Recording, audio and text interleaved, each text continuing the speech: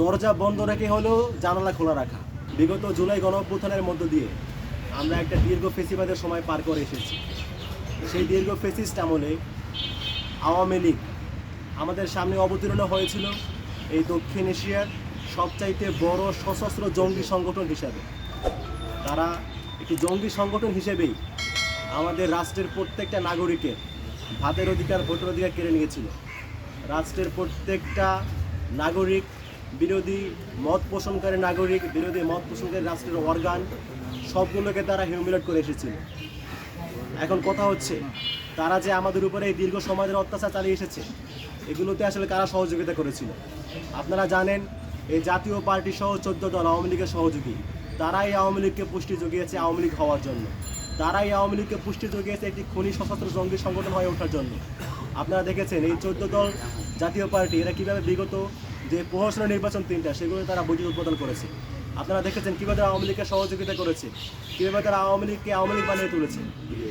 আজকে আমাদের দুঃখ লাগে, যেখানে এই ইন্টারিমের শুরুতেই উচিত ছিল আওয়ামী লীগের সাথে সাথে এই আওয়ামী লীগকে যারা আওয়ামী লীগ বানিয়েছে, আওয়ামী লীগের সহযোগী সংগঠন সমূহ, এদের বিরুদ্ধেও ব্যবস্থা নেয়া, কিন্তু তারা সেটা নেয় নাই।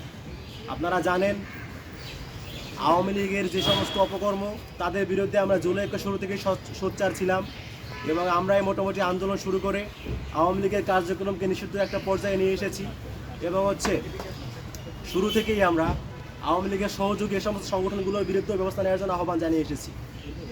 এখন সেই প্রেক্ষিতেই আমরা গত সপ্তাহে হাইকোর্ট এডিট করেছিলাম যে আওয়ামী লীগের, যেহেতু আওয়ামী লীগ নির্বাচন করার সুযোগ নাই, এখন আওয়ামী লীগ, আপনারা জানেন যে আওয়ামী লীগ কার্যক্রম নিষিদ্ধ হইলেও আওয়ামী লীগ কিন্তু চেষ্টা করছে ফিরে আসার জন্য এবং আমাদের এই দেশীয় কিছু গাদ্দারের সহযোগিতা করছে আওয়ামী লীগকে ফিরিয়ে আনার জন্য।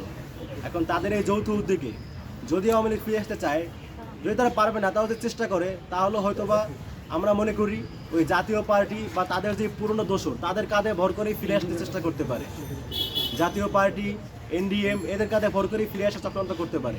কারণ আমরা জুলাই ঐক্য মনে করি যে আওয়ামী লীগকে নির্বাচন থেকে দূরে রেখে জাতীয় পার্টি, এনডিএম এদেরকে নির্বাচন করতে দেওয়ার অর্থ হচ্ছে দরজা বন্ধ রেখে হলেও জানালা খোলা রাখা। এখন আমরা এই ধরনের কোনো সুযোগ দিতে চাই না। সেই জায়গা থেকে, সেই দাবি থেকে আমরা জুলাই ঐক্যের পক্ষ থেকে গত সপ্তাহে হাইকোর্টে এডিট করেছিলাম জাতীয় পার্টি, এনডিএম সহ আওয়ামী লীগের স্বতন্ত্র প্রার্থী যারা রয়েছে তাদের জন্য মনোনয়ন বাতিল করা হয় সেই দাবিতে। তো সেই রিটের প্রেক্ষিতে গতকাল হাইকোর্ট রুল জারি করেছে। আমরা আশাবাদী যে আওয়ামী লীগ এবং আওয়ামী লীগের সহযোগী সমস্ত সংগঠন, জাতীয় পার্টি, এনডিএম এরা কোনোভাবে বাংলা মাটিতে ফিরতে পারবে না।